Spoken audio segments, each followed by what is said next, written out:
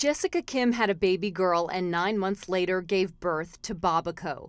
She created her first product, the Babba cover, while on maternity leave from Kraft Foods. The covers are used on infant carriers. She needed a product like it and couldn't find one. I kept putting the blanket over and I looked out to find a product, and when I didn't find it, I actually taught myself how to sew on the internet. I'm not a seamstress, but I taught myself how to sew, and I put this thing together. And as soon as I put it on and I benefited from it, and all my friends looked at it, I said, wow. Then my entrepreneurial spirit unleashed. Kim wrote a business plan and then used Kraft's Entrepreneur Transition program to start pitching her idea to investors a couple days a week. Before she raised enough money, the Kellogg Business School graduate took her idea to a retailer, Psycho Baby, a Bucktown boutique that bought the Babba cover on the spot. It's now Kim's bestseller. The company was born during the Great Recession, which forced Kim to not only lower prices and minimums for retailers, but also delay hiring any help. She ended up raising $160,000 from friends and family, plus another $40,000 from internet sensation Gary Vaynerchuk and his brother AJ, who she met through a mutual friend. It was very obvious to me about an hour into our dealings that we had some similarities, and I felt that, I very much had built my wine business on being a front man, and I felt that she had the ability to do something similar in being the front woman to her brand, and there was a need for the product.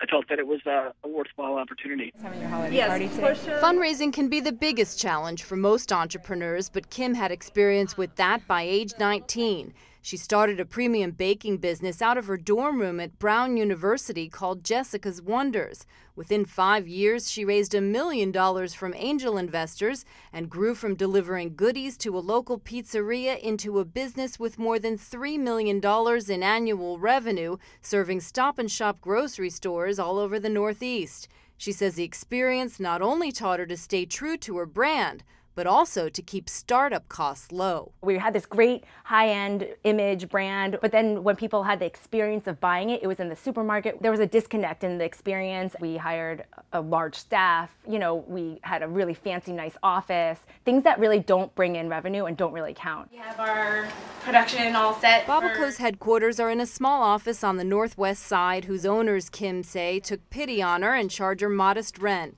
She has one full-time employee and some part-time workers who help package products, which also include the Babba mat and Babba burpee. Kim also uses a local factory to manufacture some of her designs, allowing her not only to practice her Korean, but also to be hands-on in the production process and handle any changes.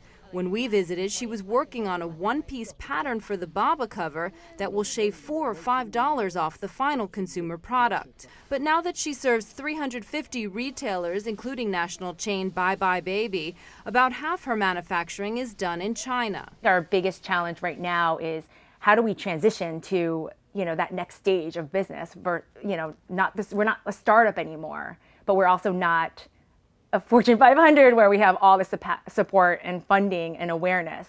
So it's that kind of tween stage. Kim had her second child, a boy, earlier this year and secured another round of funding, $150,000 from local entrepreneur Brad Snook, who is now her largest investor. By the time you get done meeting with Jessica, she's just so energetic and so dedicated, and you really don't spend that much time on the idea. By the time you're done getting to know her that well, you just here's the checkbook. Whatever you're working on, I know is going to be successful. Both Snook and Kim say BabbaCo's biggest challenge now is managing the growth. Kim is currently pitching investors for another $750,000.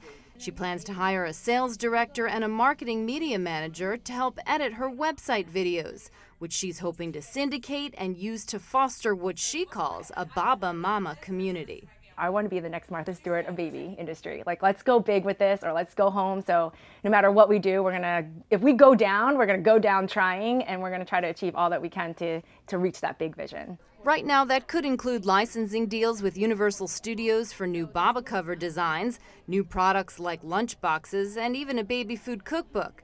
She may even tap into her skills as an aerobics instructor and concert violist.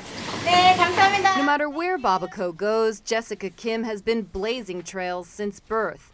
After all, she was the first baby born in Somerset County, New Jersey on January 1st, 1978.